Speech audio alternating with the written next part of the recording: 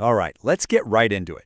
If you've ever felt totally lost trying to figure out why you're losing hair, you know that conversation always comes around to getting blood work done. But then that just opens up a whole new can of worms, right? So today we're going to cut through all that noise and get to the stuff that actually helps. So check out this number, 1,080. You know what that is? That's roughly how many different blood tests are available in the United States. It's a staggering amount, and it shows you exactly why just hearing, "go get your blood tested" is, well, not very helpful advice. Exactly. Out of that huge list, how in the world are you supposed to know which ones actually matter for your hair?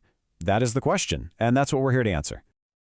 Okay, so first, let's talk about a huge problem, a conversational trap that so many of us fall into. You see it all the time, and honestly, it almost always leads absolutely nowhere. This right here.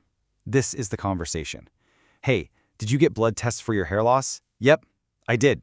I mean, it sounds productive, doesn't it? It feels like you're making progress, but the truth is, this little exchange is almost completely meaningless on its own. Because that yes doesn't actually tell you anything. The real answers are in the details. Which of those 1,000+ tests did they actually run? And, way more importantly, what were your specific numbers? Without that, the yes is useless. And this is a great way to picture the difference. Getting general blood work done is kind of like casting in a giant messy net and just hoping you catch something useful. But targeted tests? That's like spearfishing. You're being specific.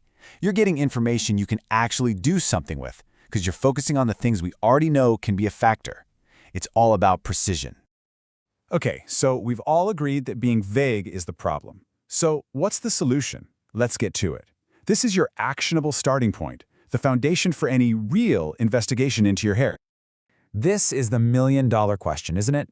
If you're going to start somewhere, if you want to walk into your doctor's office with a clear, direct request, what are those absolute, fundamental basics you need to ask for? And here they are. These are the big three. Let's just run through them real quick. Number 1, a vitamin D3 test. Super important.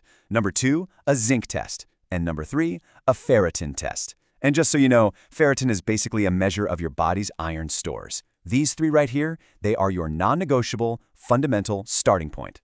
So what's the one thing you need to walk away with today? It's this: be specific.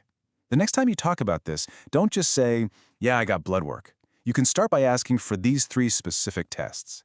Because the real power isn't in just getting tested, it's in knowing your personal levels for vitamin D3, zinc, and ferritin. That's the game changer. So let's end with this question. Are these the only 3 tests you'll ever need? Well, probably not.